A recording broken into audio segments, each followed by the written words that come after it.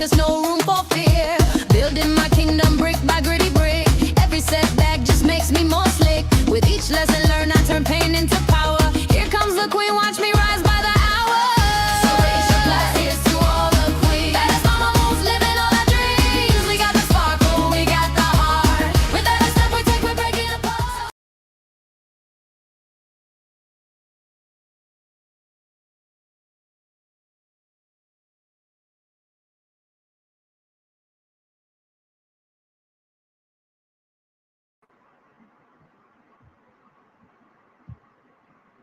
Hey everyone, welcome to another episode of Badass Mama Moves. And this time we're live, as you can see, and we are streaming on various platforms. And I also have a guest, so hello. I'll introduce her in just a second. In the meantime, if you're watching live, whether you're on Facebook, YouTube, LinkedIn, say hello, let us know where you are joining us from. And as we are live, I'm going to be watching the comments coming through Facebook, but keep those comments coming in, keep those questions coming in, whichever platform you're watching from, because I'll be going back to those to reply and answer any questions that are there. And before we jump into tonight's conversation, let me introduce you to my amazing guest joining me tonight, and that is the powerhouse, the comeback queen, Elena Rodriguez. Yay! Hello, everybody. Yara, thank you for having me on your show, Badass Mama Moves. It's good to be here tonight. Yes, thank you for joining me tonight. So tell us, who are you, Elena, for those who don't know you, because who are you? Okay, well, I'm your friend, number one. No, but I'm joining in from Indiana. I am the actual founder of the Crown Builder Framework and Prospera TV network. So we got Yara on here with her show, Badass Mama Moves, and this is a Prospera Live episode. And I'm the woman behind the scenes that has made it all happen. So she's the one that made it happen. It's all her fault.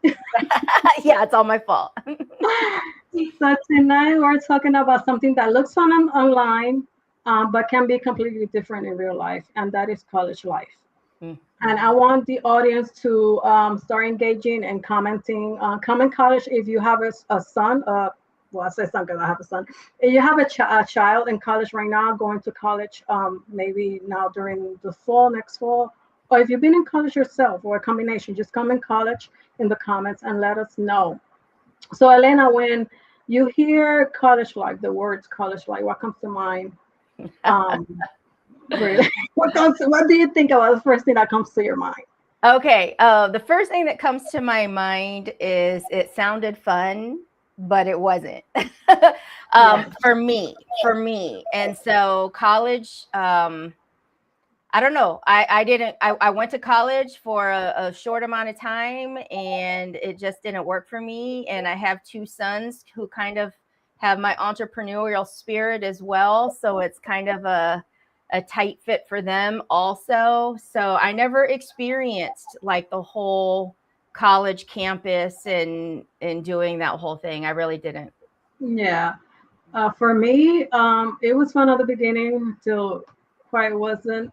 That's why I took an accounting. So it was a little difficult, but then I took a big gap, and then I didn't graduate till like I was 30. That's when I completed my bachelor's. So so you took your time. A heck of a time, yes. The crazy thing is when I did go, I wanted to be a CPA. I wanted to be a certified public accountant. And I was working at a CPA firm at the time, and they were like, if you keep a certain grade, GPA, they were going to pay for 80% of my college. But the crazy thing is, I'm sorry, I'm getting sidetracked here. But the crazy thing is, I was I loved the work. I was working so much. We went into tax season. I was working like 12 hours, it was just crazy. And my grades they just plummeted. And I thought I didn't want that on my record. So I actually withdrew myself and said, I'll go back. And I never went back. So that's my story. A lot of people ask me, like, why don't you go for the CPA? I never wanted to do that. Like, it has never been my desire, though I do a lot of accountancy work. Like, let me tell you, I do accounting work all day, every day.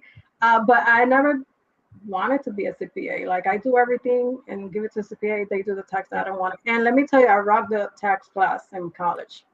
Like I loved it, but no, I don't want to do that every day. Yeah. I college should be an exciting season and also can be very expensive. Yeah.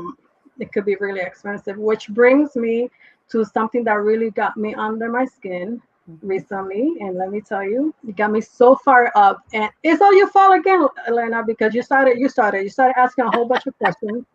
Because this month I've been participating in your June Builder Quest 30-day challenge and that you're hosting. And for the audience here, that is where each day we have to answer a question or complete a sentence about our business, whether it's about what we do, how we help the people that we serve, some other deeper question that, of course, challenges you and it helps you to bring clarity. Yeah. And it grows you for sure, and that's the point. So last week on day 3 of the challenge, the question that you asked us, oh my God, it was so fair. Because not to mention what was going on in the chat, because that chat was a fire that day. And the question was, what problem makes you angry? Remember that? Yep. I was like going back and forth. And of course, it's related to the business. So I share something that is genuinely bothers me, which is the amount of debt people are carrying in this country. And more so how these credit card companies are targeting college students so early on before they came and really start living. And, like I said, the numbers are staggering, not just on loan debt or student debt credit cards, just debt in general. Yeah. And it really bothers me because behind those numbers are real person really struggling. And I see that firsthand working with individuals and their finances, and more so my fellow single mamas, me being one. I know exactly how it feels. I know this way too well. So what bothers you, Elena, since you asked the question? Yeah. Since we're talking about this, I'll stick to this, but I could tell you a lot of things that I see with the business that I do. So if anybody wants to know what I do, I actually work with small business owners. I help you get really, really clear, and asking questions is one of the ways. But for me on this topic, okay, there's not ever education on debt, on credit cards. There's not education on, how to maintain a great credit score. What do you really need credit for? I mean, it's just kind of like a free for all. People assume that you just know this stuff. And so with my sons right now, my youngest is going to be 21 and my oldest is going to be 25. And there's so many things out there now with Afterpay and break these, there's just all these things that make it look really great up front. We can break the payment out and we can take our time. But at the same time, there's also this fear that if they ever want to get a house, they need to have this credit score. And the only way to get a credit score is to maintain 30% of, there's just so much to it that if you don't know this stuff, it can really mess with you. And I will tell you why it gets me. And this is kind of a personal lesson, is I had gotten credit cards when I was young, and then I went and opened my first business and, took a loan out and had all the things. I got to a point where I paid everything off. I did not want not a single credit card. I didn't want to have any kind of debt. And at that time, me and my husband, my husband that passed, but at that time, we here's a really side note. We had bought a home in foreclosure, so we bought the home cash, right? Well, after he died and all this kind of mess surfaced, I thought it was great that I didn't have credit cards or anything like that. And because I didn't have credit or debt or a ratio or anything, it hit me harder. It was harder because I didn't look like I had any debt. I'm through a credit card. It was crazy. So I'm not the person to ask, because that's why we're here with you, but I don't like it all the way around. And I know that there's got to be some good things that come out of it, but I have yet to find that. Well, we do need the credit. There's a way to do it without digging yourself into debt, but that's a conversation for another time. Yes. But like right now, as of the end of 2025, the total household debt in the United States surpassed the 18 trillion, like trillion with a T. 18 And trillion. trillion, and that Wow. is crazy. Wow. That is so crazy. You know, and again, behind those numbers are people really losing sleep, really struggling, people stressed out to the roof every month trying to figure out how they're going to pay their bills and make ends meet. You know, people Wow. I'm going to making put that in the chat. That's 18 trillion in household debt. as of the end of 2025. Yes. Wow.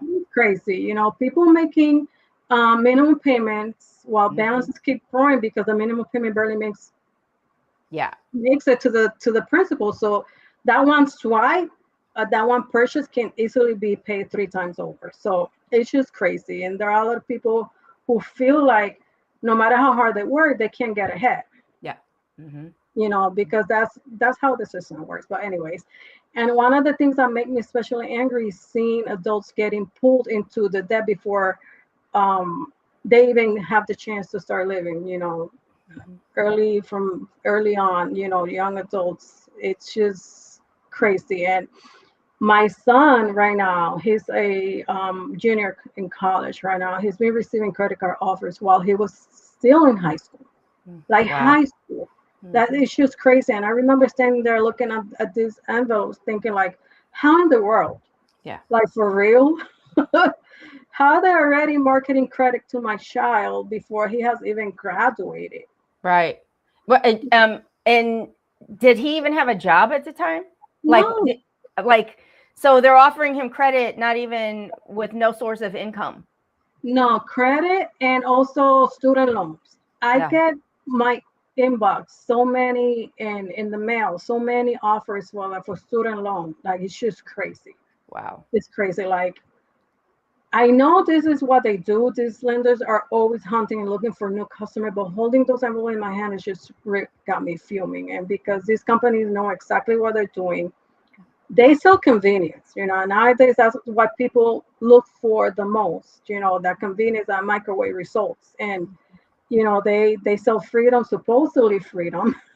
They sell instant gratification, like you said earlier. So many ways to buy now, pay later. You know, and then you get stuck with that. They sell the dream that can turn into a nightmare later. Mm-hmm. But then they don't talk about, of course, they won't talk about the stresses that come, the crazy interest, the minimum payments. You know, that can take you years. You know, to dig yourself out of this Yeah. debt. You know, they don't talk about the years of debt that can follow and how people can spend years and years and years trying to get rid of it. Mm-hmm. And many young adults were never taught how any of this really works. You know, they just swipe, swipe, swipe. It feels good. They don't feel it. Just swipe. And before you know it, they're carrying balances they can't pay off. Yeah. Well, and that I think goes hand in hand with just the society today of the short attention span, the instant gratification. How you said people like we don't even have an attention span that can last like longer than 3 seconds, and so it's like if you get something that says like, "Hey, I can get this now and I can worry about it later," they're probably thinking like, "This is awesome," you know? Yeah, Mm-hmm. yeah. Mm-hmm. So the thing is that the pressure is not just coming from credit card companies. The pressure is also coming from the social media too. Because I don't think today's students are just trying to keep up with the people around them anymore. Like years ago, you know, you compare yourself to people in your school, neighborhood, or maybe your inner circle. But today, our kids are really comparing themselves to millions of people online every single day. Mm-hmm. And many of whom only are showing these highlight reels and what they want you to see. And they're seeing the trips and the shopping spree and the latest tech whatever, and it looks like a perfect life, but it's just not even right. And that's a whole different level of pressure that can make young people feel like they are falling behind even when they're not. They're really not. They're just doing fine. So what do you think? Like, do you think that today's young people are feeling that pressure to spend money and keep up compared to how we were like growing up based on like what they see in social media. Do you think that's a like how you say that, like a pressure point, like a target? Yeah, yeah. I'm gonna use an example. I'm not gonna use any names, but I knew somebody that I worked with years ago. We're talking like 2014, 2015, like somewhere around there. Okay. And we were in corporate leadership. So we had jobs that we made good money and all of that. And it's almost like this couple wanted the bigger house and the bigger this and the better that. And it was amazing because her and I got to know each other so well that I literally knew she was charging her Starbucks every morning, and they couldn't afford this home. I mean, and at that time it made me wonder, like, what the heck, like, who are you trying to keep up with? Who are you comparing yourself to? And at that time, we got Mary on here. Hey, Mary. At that time, it made me realize, like, this huge home, to be able to say that, like, I'm keeping up with all of these, other corporate leaders. Okay. She was still in her 30s. Like, this was a newly married, starting a family couple. But other of the corporate leaders were the ones that were like in their 50s, 60s that had these homes. And so then I got to thinking about like our own parents and how long it took them to work to get what they had. And yet we're coming up thinking we should already have that. Like, we were coming up thinking, like, we don't want the starter home. We don't want that 1 or 2 bedroom. We want this like big thing. So I think it's almost like forgetting that the work that our parents did took years. Right. It took a long time, and we're thinking like we got to come out and just like have it all right now. And I don't know. Like, I don't know if it is the social media, where the judgment came from, why people started attaching their worth on like all the things. But I know people that are stressed and like can't even sleep at night. And it's like, so why have this like huge home when half the rooms aren't even furnished because you can't put furniture in it? I mean, I don't know. Maybe I'm just different, but I think it's forgetting that our parents had to work really hard and it took them a long time. They didn't get married and then just come out with these grand homes. They had to work for things. And somehow us coming up thinks we need to just have it right away. I don't know.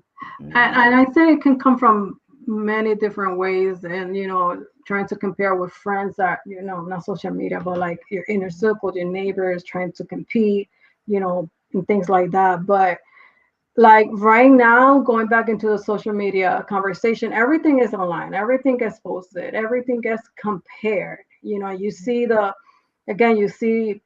college students, like pictures of the spring break trips and the shopping sprees and all of that weekend adventures, that whatever it may be. And if you're a student sitting in your dorm, for example, trying to stretch your money until payday or until you get money somehow, some way, you can start feeling like you are the only person struggling.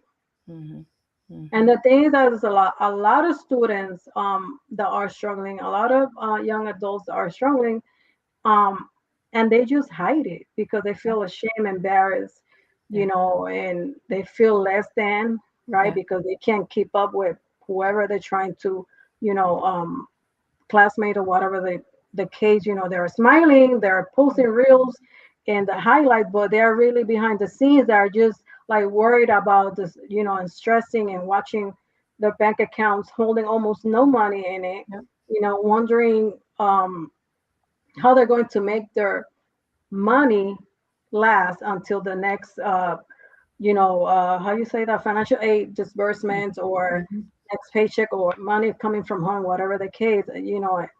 But it's just like when we look at what's happening, I see a lot of people trying to maintain a lifestyle simply that they can afford. like you just share about these people, right? And the pressure to fit in, the to keep up, and it has gone to such another level that is just crazy, right? People really digging themselves into debt, into more debt, just because they want to keep up with whoever. Like for what? Yeah. Yeah. Like for what? Yeah. And for me, I think for me, it was life. Like life had to just teach me my lessons. Cause I'll tell you what, in my early 20s, I'm single, I'm going out, like you're going to be mad at me when you hear this, but my credit card that was like off the charts, was a Victoria's Secret. Oh my God. Credit card. And the crazy thing is they had the best jeans, and then they had the cutest shoes that I could get in size 5, and because I'm short.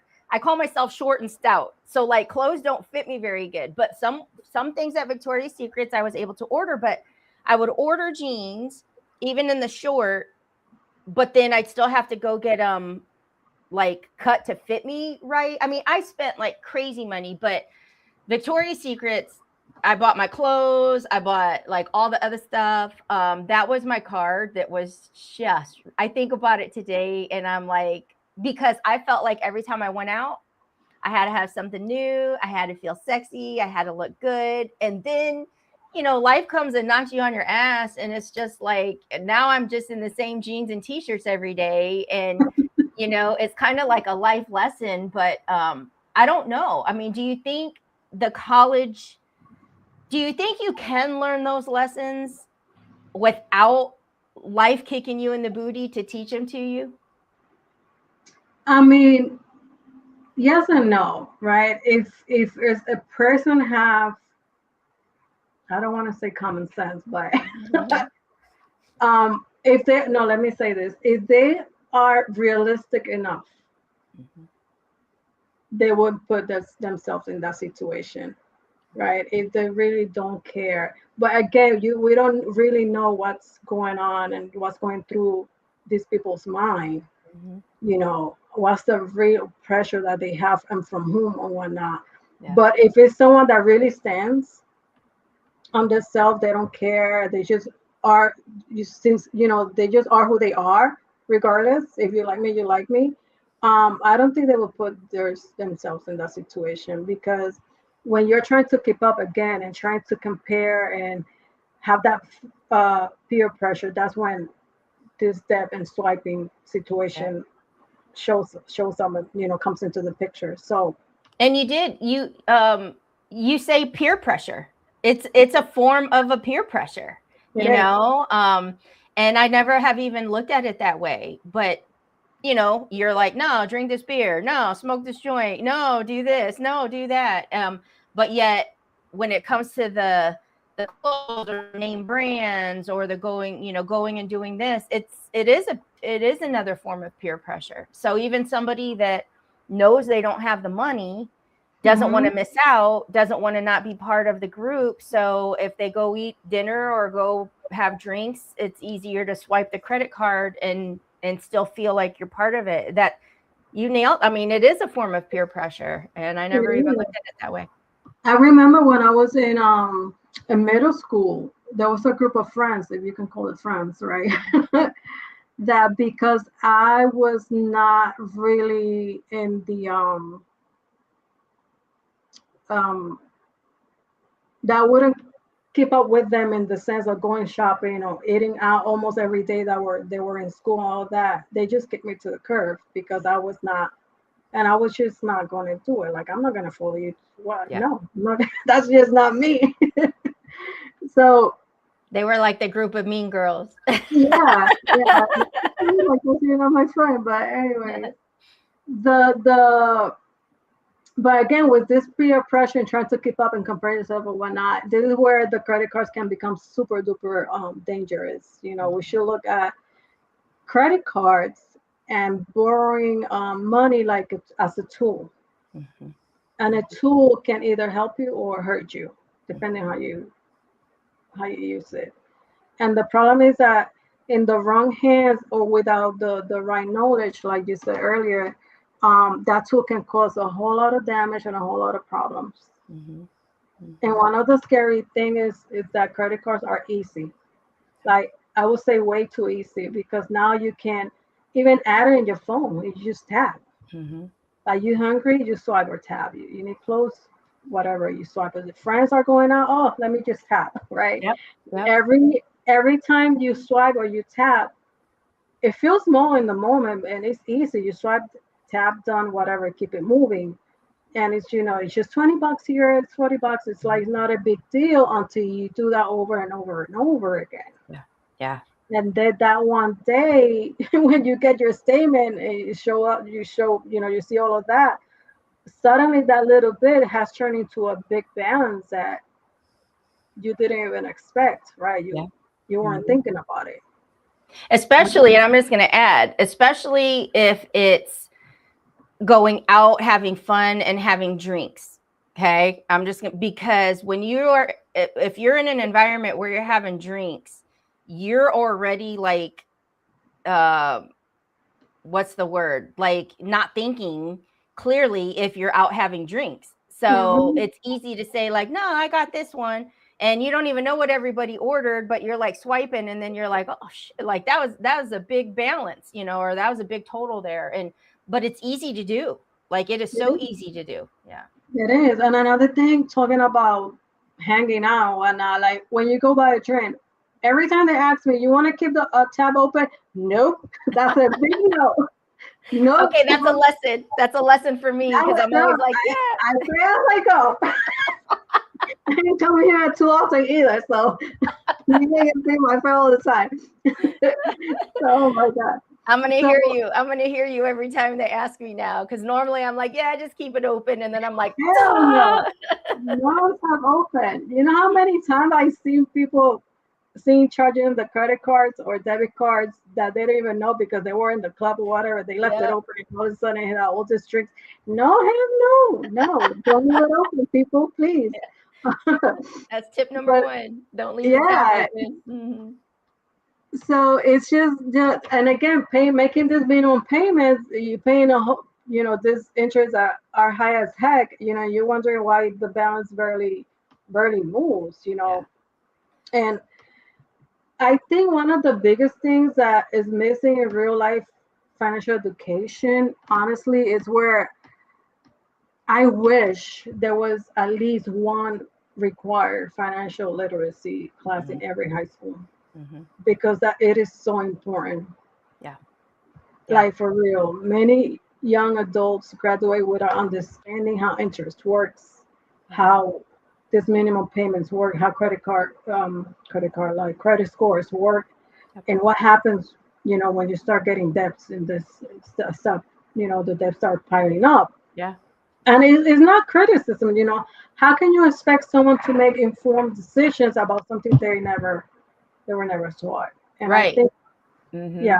I'm big on that because for me personally, growing up, my parents had 7 businesses and were like millionaire entrepreneurs in their 30s. So growing up, all I saw was money, but there was no education on a budget, absolutely none. And all I knew was like, we had all these things, all this stuff. And I remember going shopping. Like I was younger, my sister was older, but with my mom. And I remember like just being so bored, but I mean, they would like just all these hand shopping, kind of like Pretty Woman when she's like carrying these handbags, like not even the plastic ones. These were like the handle bags. Right. And I just remember back then it was just like, write a check or here's my card. I never saw cash.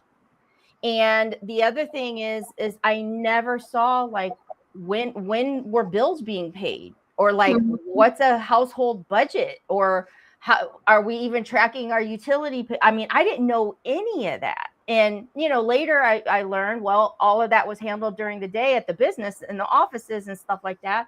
So I grew up just kind of having to figure it out because like you mentioned, there is no education that is available to middle school or high school. Like, I don't think it's ever too early to start teaching, but Yeah. I kind of had to learn like late. And then I don't feel like I really even knew well enough as a new mom. Like, I didn't know how to teach my sons these things. And so once they saw like my whole life like flip upside down, it impacted them. And these were all things that we had to learn together.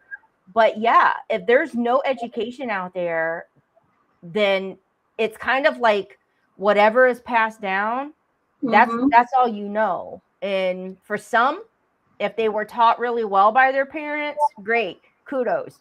But if you weren't, you're screwed. Yeah, that's why these conversations like this are so important.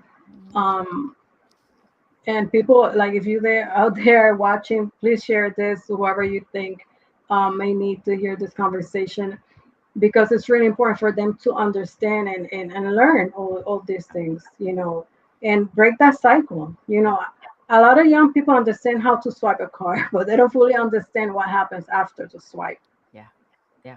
And now can I ask you, with you doing the work that you do, okay, you help single mamas stop living paycheck to paycheck, right? They make their money, they've got it going on, so they're doing all right. They're just the one at the end of the month that's like, what the heck, like, where's all my money going?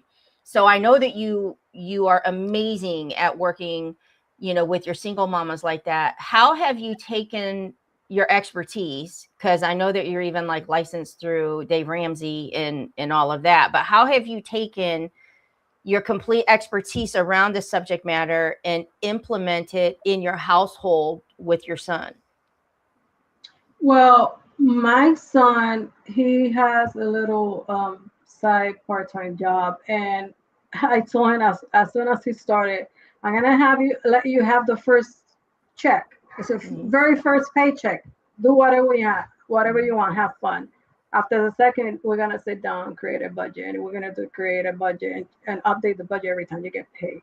And that's what I've been doing. Teaching him, the in and out. Okay, you got this. How you gonna break it down?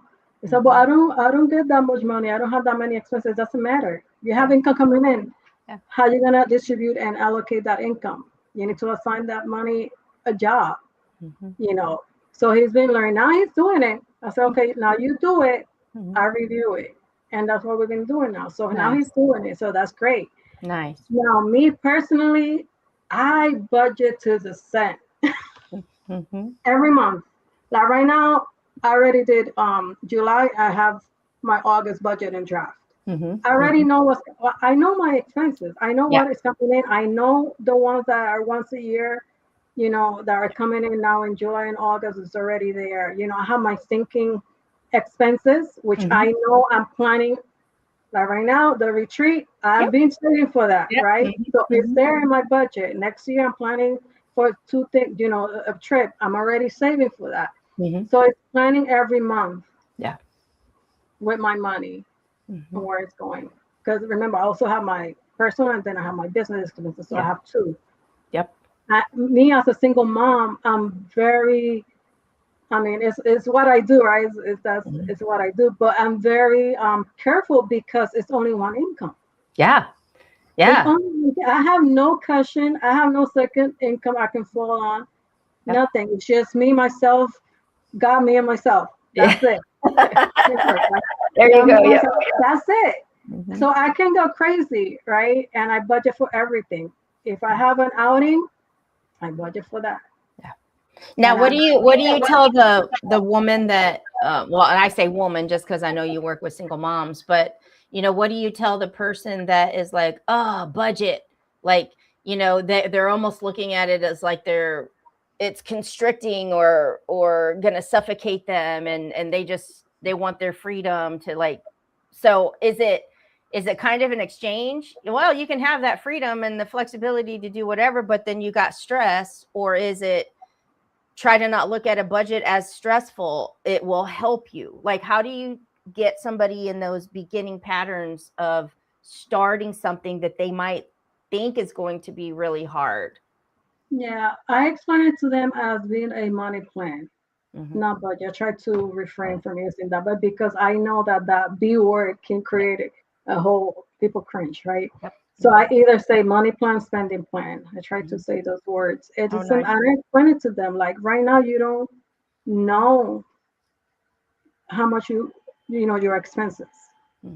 When you plan it, you know where you're standing, you know what's coming in, what's going out, and you can plan. And it's not restriction; it's actually the opposite. It's freedom because you know where you're standing financially, and you know what you can afford and what you cannot.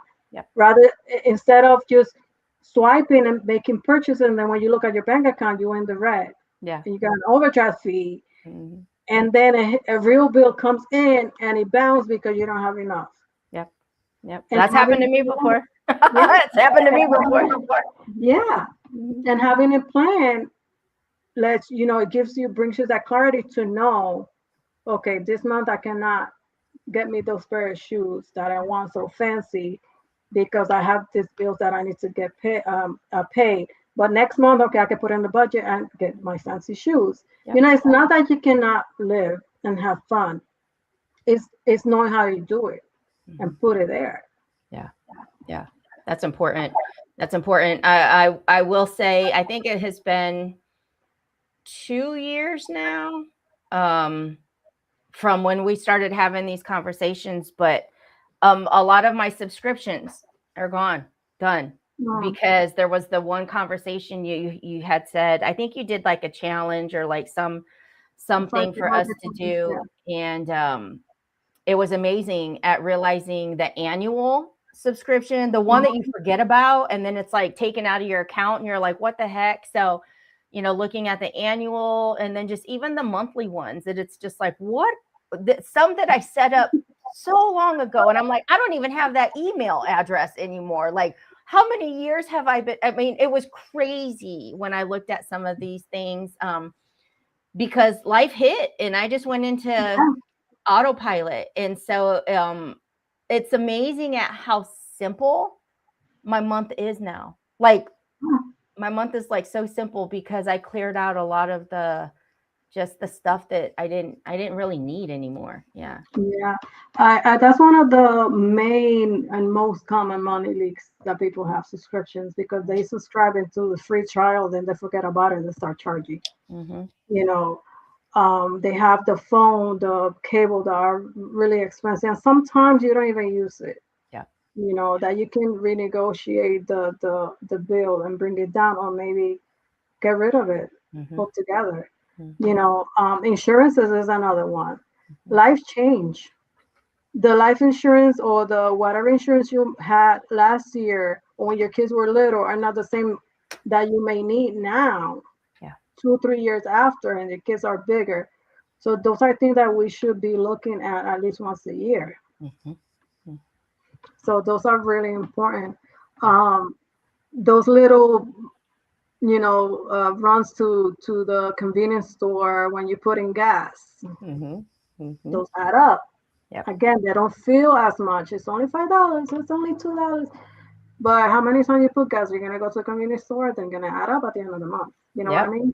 Yeah, this happened to me. We were it was me, my mom, and my son, and we were leaving one place and decided to do this like random visit, you know, outdoors. We went and saw my grandma and her grave, you know, at her burial site. And just, you know, it was just a nice day outside, but it was hot. And so I was like, let's just stop at this tiny gas station and get us some waters. $8 for 3 bottles of water, you know, 3 bottles of water. And I'm just like, wow, like I that tells you how long it's been since I've done something like that. But I'm like, $8 for just like 3 bottles of water. So it is no surprise to me that we can say that there's 18 trillion in debt. You know, the end of, would you say end of 2025? Like, it's amazing to me. And I think that's by you bringing up this conversation, especially with the kids going into college. But I think it's safe to say that for any mom and dad or single mom, single dad, it's okay to say you're stressed in your finances, because I don't know anyone that doesn't have some sort of stress, might not be the right word, but concern of where their money is right now. Like, I don't know anybody that's like, no, I'm good. Like, I don't worry about nothing. Our economy is not that way right now, Yeah. I worry all the time. And this is what I do. And like I said, I budget to the dollar, but again, it's only me. So that's in my head all the time. Yeah. Yeah. You And know? do you hear, like, there's times where I've read where, when you think of the 2-income households that are struggling, and it's like, I can't even tell you how hard it is when you're the only one running it. Yeah, it's crazy, like crazy. But again, it goes back to people living above their means. You need to live at that level. Yeah. And another thing that I always tell people is that if you get an increase in your salary,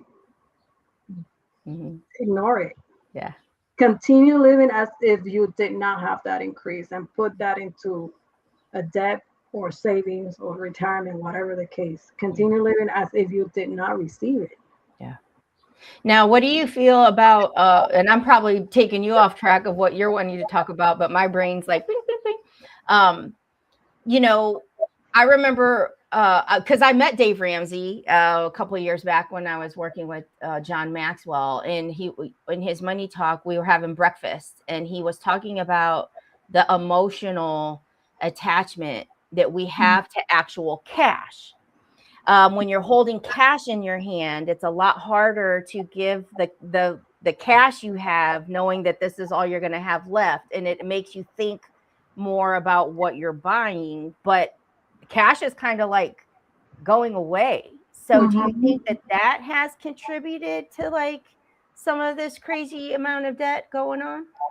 Yeah, because again, people don't feel it when they're swiping and now tapping, they don't feel it. Yeah. As opposed to having that cash, it really does something to you psychologically. As you see that money go, you feel it. Yeah. You really do. And I have worked with people that if you don't trust yourself until you get the hang of it, use the cash envelope method. Yeah. Yeah. And you'll be more likely, to really stick to it, because once the money is gone from the envelope, you're done till next month. That's it. That's it. So it really does something to you when you feel when you really hand in that cash, like, oh my God, Yeah. And it feels good when you see it starting to get bigger and bigger. When you got more cash in there, you almost don't want to touch it because you're excited that it's like, woo, it's growing, and you can see it. Yeah.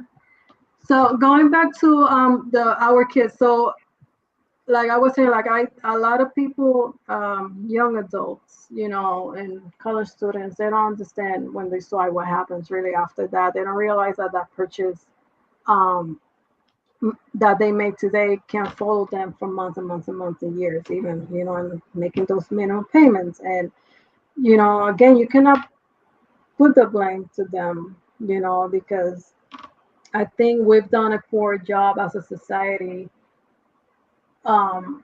in preparing them for this financial, to make wise financial decisions and expect, to become adults so quickly when they really don't understand this money management thing. And that's why this conversation really matters, because knowledge it doesn't guarantee perfect decisions, because it's just not going to happen, but it definitely helps people and our young people, to make better ones. And another thing is that catches a lot of parents off guard is that once your kids turn 18, there are things that we simply can't access without their permission. I don't know if a lot of people don't know that once they're 18, sometimes you can't even ask about their medical and stuff like that because they're 18, and that's a whole conversation for another time.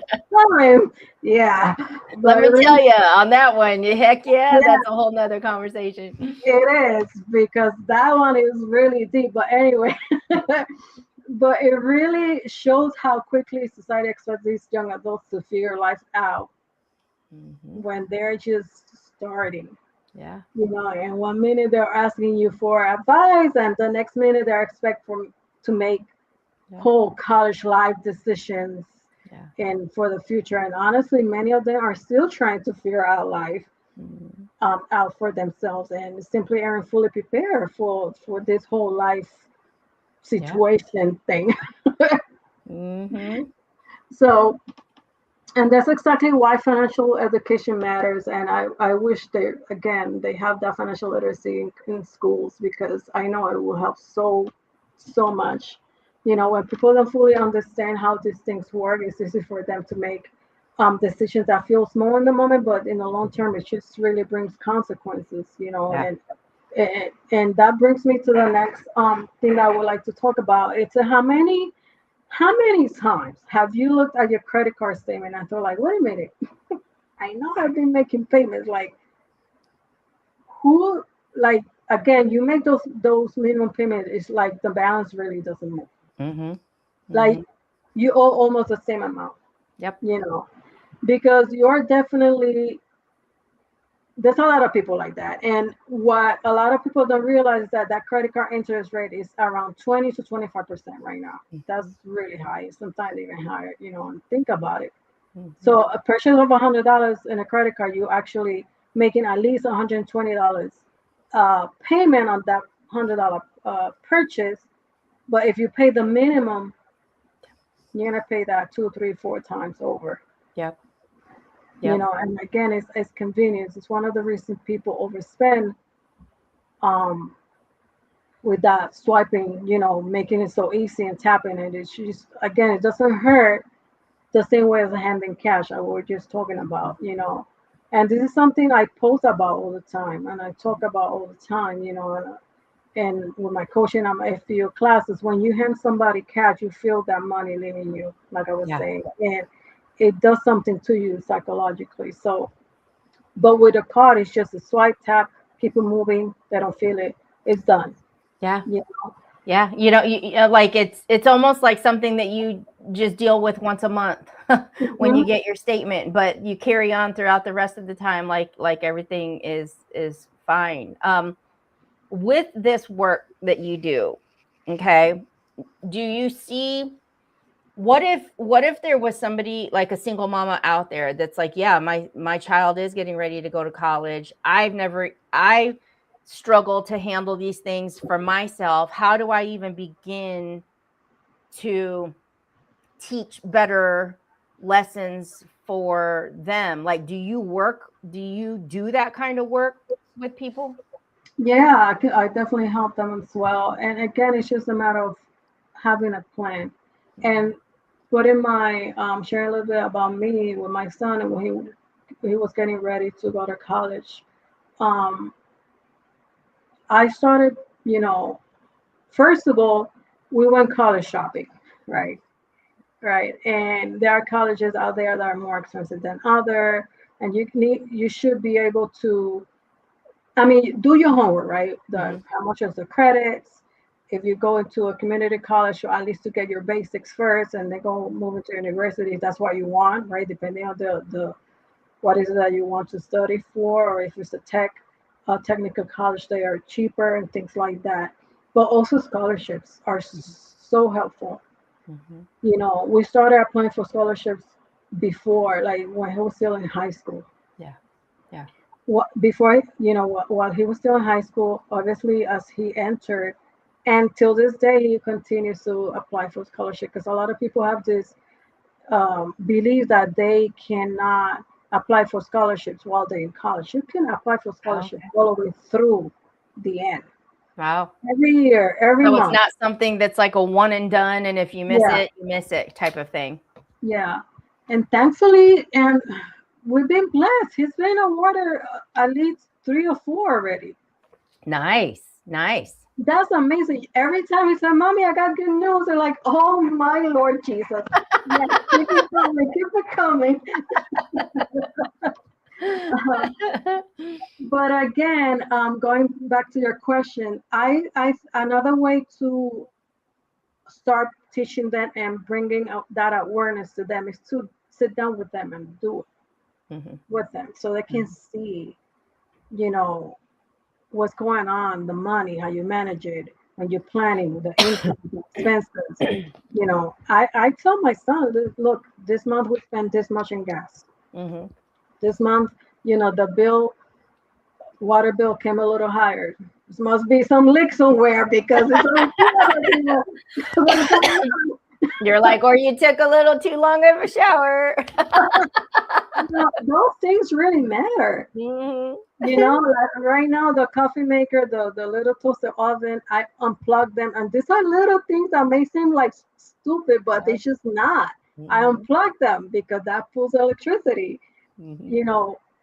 So things like that. But again, it's just having those, doing those exercises of doing the money plan with them that they can see what's going on, how it moves, and then be able, when you're shopping, you know, explaining to them, like you know, my son already knows generic brand, or if Mhm. like sometimes when you buy bulk, it's not necessarily Yeah. less expensive because it's bulk, like those comparisons, so things like that. Yeah. That's how they start learning, you know. And I That's wish. important. You know, Mhm. that's important that when you mentioned the bulk thing, because to me, um, doing Dave Ramsey, because years ago, like I said, I had to get my finances cleaned up. I had to, you know, just clean it up and start over. And I listened to Dave Ramsey and then Danny Johnson. I loved Danny Johnson. She did this other type of thing, but hers was use everything until it's gone. Like, like cut the toothpaste tubes, like scrape whatever out. I mean, it was more like eat whatever cans you have before Mhm. you go back to the store. And my sons were young at that time. This was after I had gotten divorced with their dad, and so it was like I was on my own, and it was like I had to figure out, you know, how to make this work. And the bulk thing became really embedded in my head. Sometimes, yeah, okay, but I didn't need to spend all that money for like paper towels to just sit on a shelf. Like I Mhm. needed that money. And Right. so bulk, like that's that again is like a whole nother conversation, because some people are all for it and thinks it's great. But I'm like, if I'm looking at a storage unit that's just got all these things that you got because it was a great deal of in bulk, but I'm looking at all that money that's just sitting there, like, and it's Mhm. just sitting there that could be doing something else for you right now. And so it would be interesting to like actually have a conversation around that sometime. So Yes, yes. And even when you go by into the store, like the fast food and stuff like that, and this is like a sales trick, right? mhm. That when you go buy a combo large, they automatically ask you for large. And most of the time, people, what they say, Yeah, yeah, sure, no, yeah, sure, no. Why large? No, let me get small, regular. yeah, yep. You know, so that Or shouldn't. if you don't get the whole combo, because we don't drink pop, like I haven't drank pop in like years. And so if we are grabbing something, it's like I don't want the drink because I don't want to get just a water, you know, but it's Mhm. more expensive to Right. not get the drink with it. And so sometimes I'll be like, yeah, just add something, and I know that I won't drink it. But other times if I'm like, no, I just want it, you know, the sandwich and the fries, it's like $2 more just because I didn't make it a combo meal because I didn't want the pop or the Yeah, soda. it's It's crazy. ridiculous. It's ridiculous. Unfortunately, many students and young adults are learning the hard way. Mhm, mhm. Unfortunately, you know, and that's where.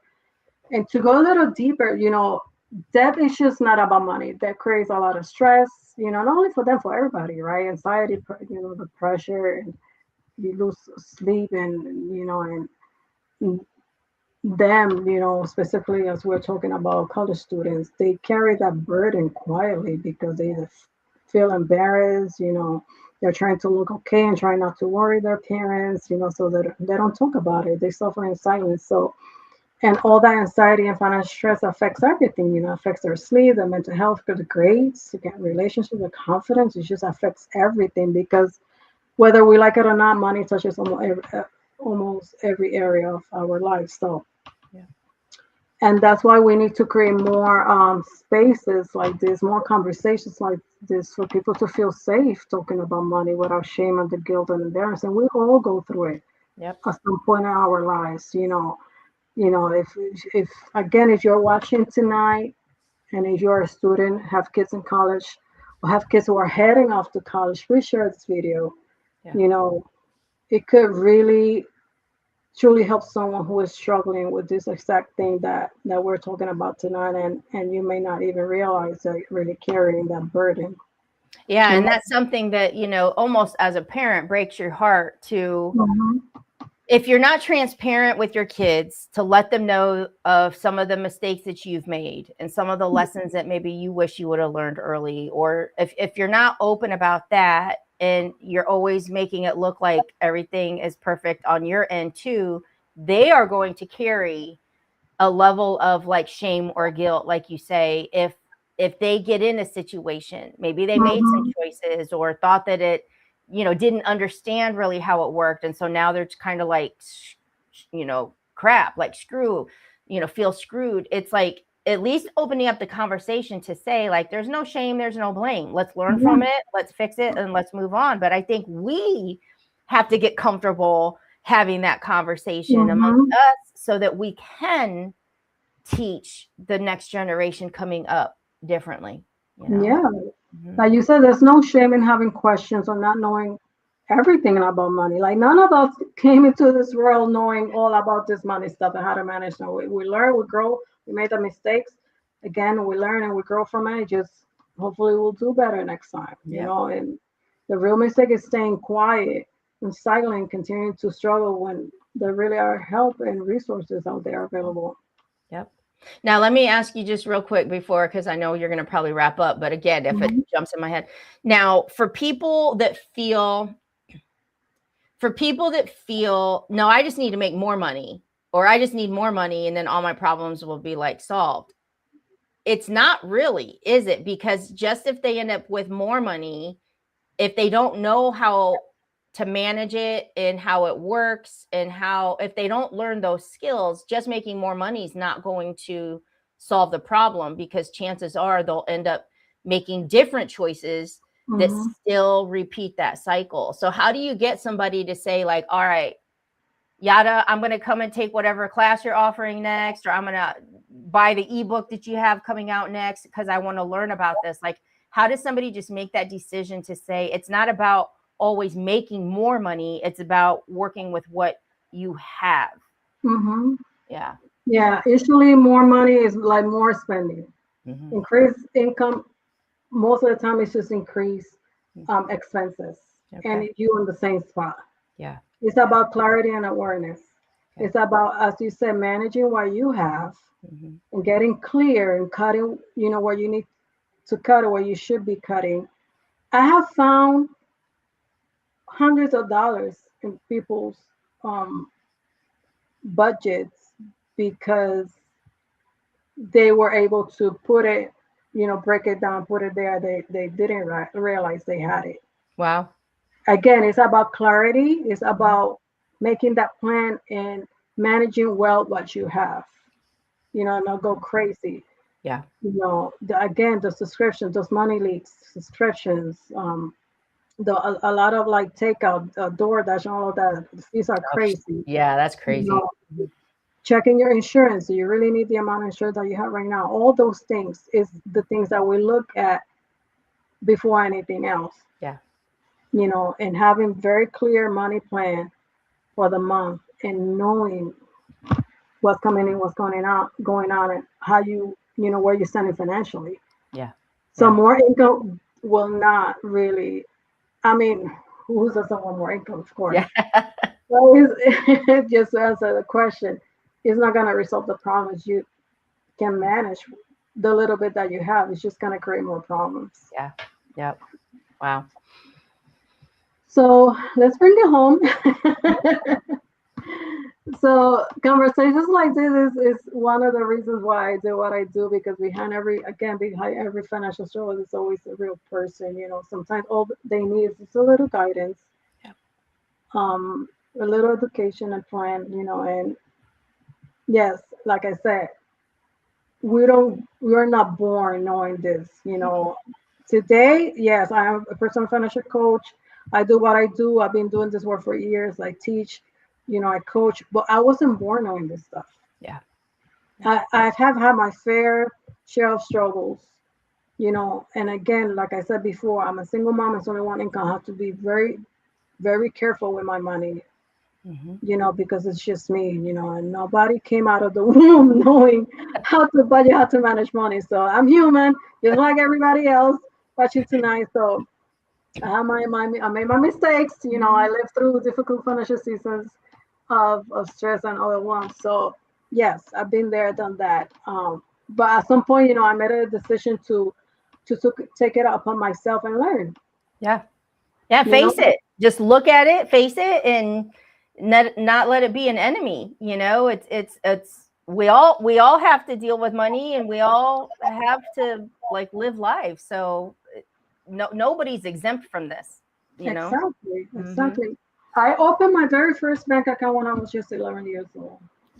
And like I said, I decided to learn and break that cycle and build a different life. But I didn't want to go through what I saw growing up, in my family. I didn't want that for myself. Yeah.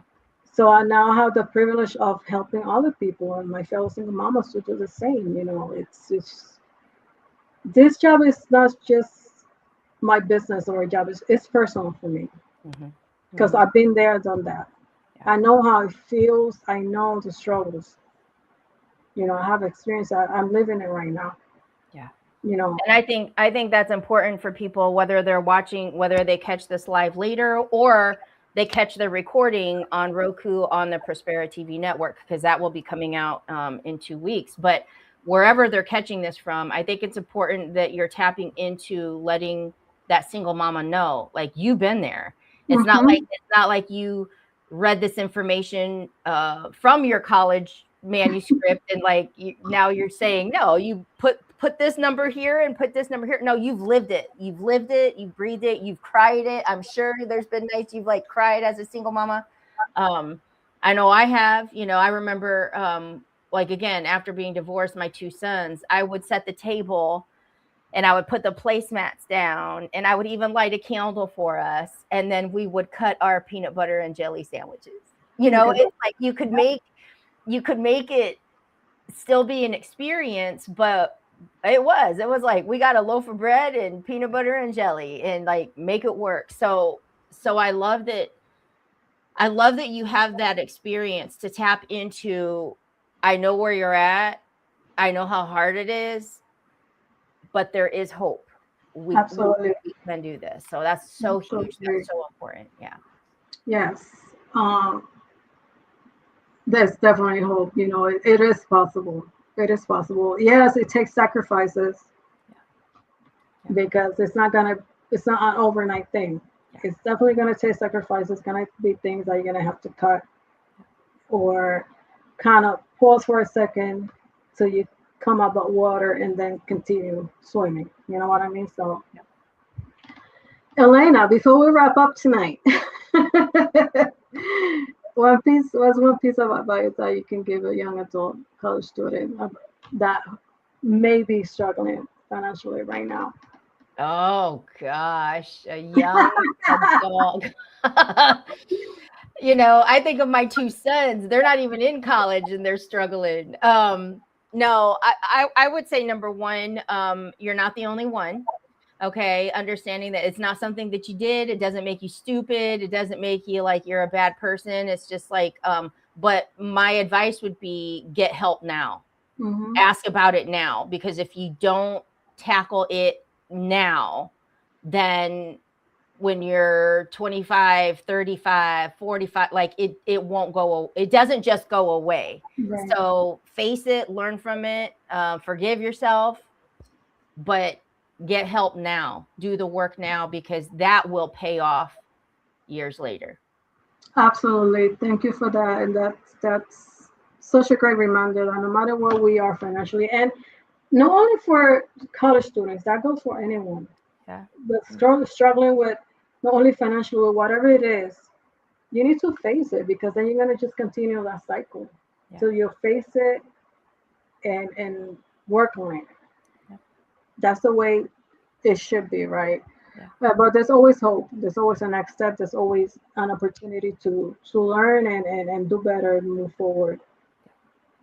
And in the financial, as we talk, I know I cannot help every single person. Mm-hmm. I wish I could, but I can certainly help the people that God put in front of me. So, and that's what Money Moves is all about. And if you're sitting here tonight feeling overwhelmed, confused, stuck, just wondering where to even start, and I want you to know that you don't have to figure it out alone. Feel free to send me a DM, no pressure, just to start the conversation. And sometimes that's what it takes, that first simple reaching out and just having that one conversation, and let's see where it goes. Alrighty? So yes. Thank you so much, Elena, for spending this time with me. Thank you, everyone who's watching, for joining us tonight. Share your thoughts, drop it in the comments, your questions. Please share this video. Let's just normalize these conversations, please. I agree. Mm-hmm. Yes.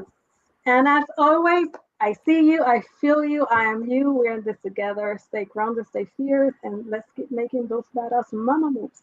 See you in the next one. Have a good night. Good night. Let's play here we go. Bills pile high, but I won't lose sight. Got my fierce mama vibe, I'm ready to fight. Navigate the struggles, I'm the captain here with my